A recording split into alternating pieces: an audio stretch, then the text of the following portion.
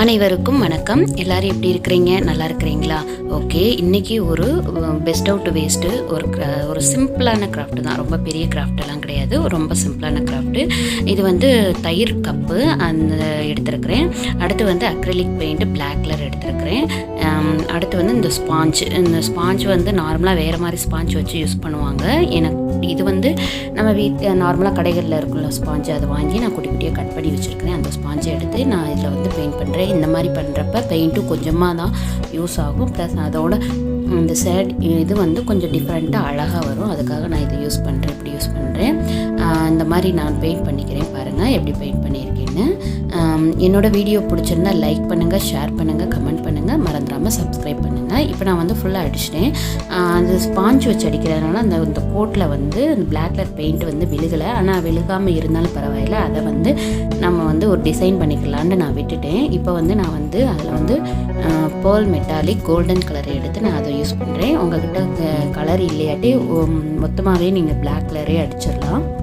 நான் டிசைன் கொடுக்கணும் அப்படின்றதுக்காக இந்த மாதிரி பண்ணியிருக்கிறேன். அடுத்து வந்து க்ரீன் கலர் எடுத்துருக்கிறேன். க்ரீன் கலர் எடுத்துகிட்டு ஒரு சின்ன செடி மாதிரி நான் வந்து வரைஞ்சிருக்கிறேன். இது மாதிரி கொஞ்சம் எல்லா சைடும் நான் வரைஞ்சிட்டு அடுத்து அதில் ஒரு குட்டி குட்டியாக ஒரு பூ மட்டும் போட போகிறேன். அவ்வளோதான், ரொம்ப சிம்பிளான கிராஃப்ட்டு தான்.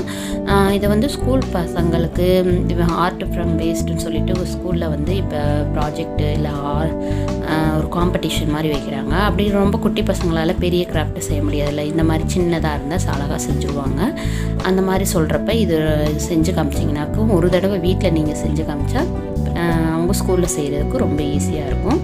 இப்போ பாருங்கள் நான் எப்படி பண்ணியிருக்கிறேன்னு. இந்த மாதிரி சும்மா லைட்டாக சிம்பிளாக ரொம்ப இது நான் வந்து இதாக வரையில் ரொம்ப சிம்பிளாகவே முடிச்சிட்டேன். இப்போ வந்து அதுக்கு ஃப்ளவர் மட்டும் நான் வரைஞ்சிருக்கிறேன். அதுவும் குட்டி குட்டியாக டாட் வச்சாலும் ஓகே, இல்லை இந்த மாதிரி ஒரு குட்டி குட்டியாக ஒரு ஃப்ளவர் மாதிரி. இதில் நான் வந்து எல்லா கலர்லேயும் குட்டி குட்டி கலர் ஒரு 4-5 கலரில் நான் வந்து ஃப்ளவர் வந்து வரைஞ்சிக்கிறேன் ப்ரஷில்.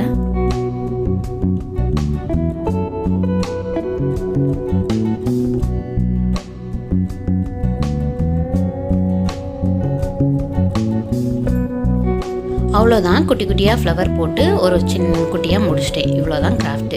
ரொம்ப ஈஸியான கிராஃப்ட்டு. இது குழந்தைங்க கூட அழகாக செஞ்சிடலாம். கண்டிப்பாக நீங்களும் செஞ்சு பாருங்கள். இது வந்து நான் கலர் ஸ்டோன் வீட்டில் இருந்துச்சு, அந்த கலர் ஸ்டோனை எடுத்து ஒரு ஆர்டிஃபிஷியல் பிளான்ட் வீட்டில் இருந்துச்சு, அதை நான் யூஸ் பண்ணி நான் அந்த மாதிரி செஞ்சுருக்கிறேன். உங்ககிட்ட வந்து ஆர்டிஃபிஷியல் பிளான்ட் இல்லையாட்டி பரவாயில்லை, மணல் போட்டு ஒரு ரியல் பிளான்ட்டே வச்சிங்கனாக்கும் அந்த டேபிள் ரோஸ் இந்த மாதிரி ரோஸ் பிளான்ட் நீங்கள் யூஸ் பண்ணிங்கன்னா ரொம்ப அழகாக இருக்கும், ரொம்ப சூப்பராக இருக்கும். வீட்டில் பால்கனியில் வைக்கையில் ரொம்ப அழகாக இருக்கும். நான் இதை இந்த மாதிரி பண்ணி எங்கள் வீட்டு டிவி முன்னாடி நான் வச்சுருக்கிறேன். பாருங்கள் எவ்வளோ அழகாக இருக்குன்னு, சூப்பராக இருக்குல்ல?